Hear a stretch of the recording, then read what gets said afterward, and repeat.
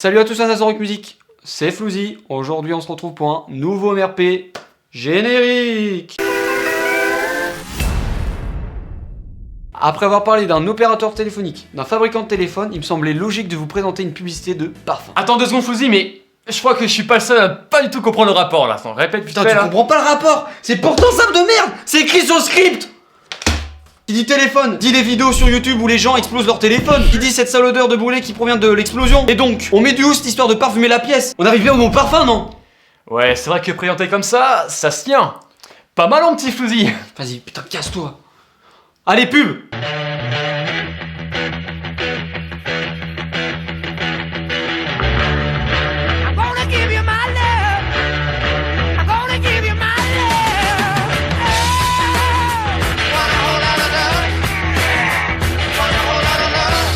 Bon, une idée? Un nom? C'est pourtant évident, hein?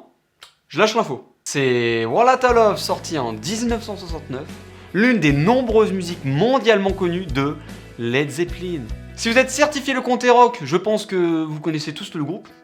Mais bon, une bonne petite piqûre de rappel pour les apprentis rockers ne fait pas de mal. Led Zeppelin est un groupe de rock britannique composé de la légende vivante Jimmy Page, auteur, compositeur, guitariste, avec Robert Plant, auteur, chant, harmonica, percussion, suivi de John Paul Jones, basse, piano, synthétiseur et guitare, et pour terminer, suivi de John Bonham, qui gère seulement la batterie.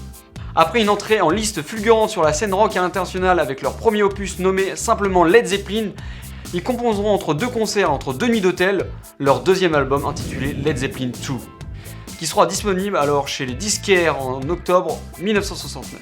Un titre colossal, au succès planétaire qui, juste comme ça, est devenu le premier single aux États-Unis après avoir vendu d'1 million d'exemplaires, récompensé d'un disque d'or en 1970, au calme. Au calme. Elle a aussi en 2009 été classée la 3e plus grande musique de hard rock de tous les temps par VH 1. C'est juste ouf, le succès est tel que la chanson a été reprise par de nombreux artistes tels que Tina Turner, Smash Mouth, ainsi que Carlos Santana. Bref, si les paroles ont été quasiment intégralement reprises par l'un des blues de Willie Dixon, elles ont bel et bien été l'un des facteurs clés du succès de ce morceau qui, pour son fort penchant érotique, a fait beaucoup parler du groupe. Je vous fais une petite traduction en français du refrain. Tout au fond de toi, chérie, tu en as besoin. Je vais te donner mon amour. Je veux beaucoup d'amour.